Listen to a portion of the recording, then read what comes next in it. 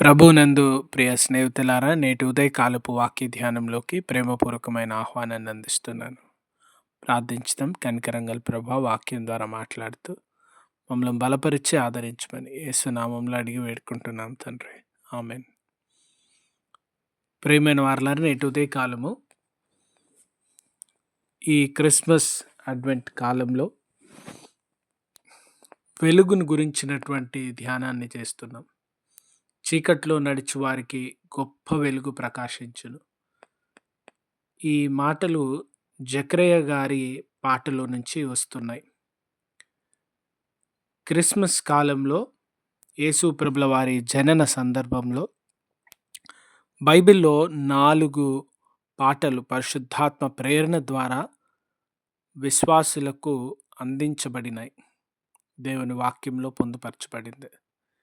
మొదటిది మరియా ఎలిజబెతులు కలిసిన సందర్భంలో దీనులను దేవుడు దీవించిన విధానం, ఆశీర్వదించినటువంటి విధానాన్ని మరియ గారు పాటగా పాడినారు. దాన్ని మ్యాగ్నిఫికెట్ అంటారు.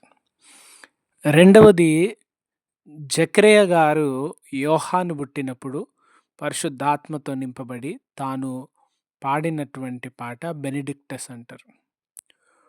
మూడవ పాట గొల్లలకు యేసు ప్రభుల వారి జనన సువార్తను ప్రకటించినటువంటి దూతలు పాడినటువంటి పాట, సర్వోన్నతమైన స్థలములలో దేవునికి మహిమని.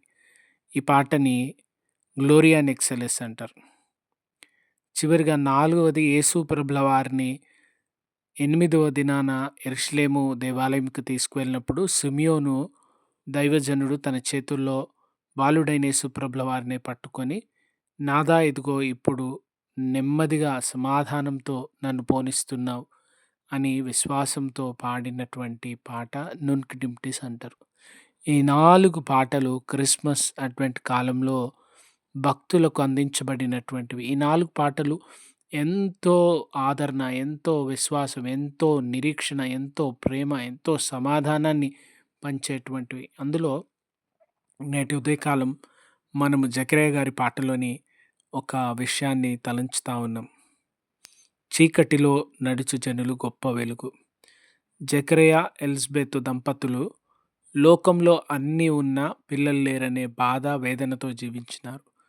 జీవితం దుఃఖము, ఆయాసము, కష్టతరంగా ఉంది, దుఃఖపరంగా ఉంది, కన్నీటితో నిండినటువంటి స్థితి.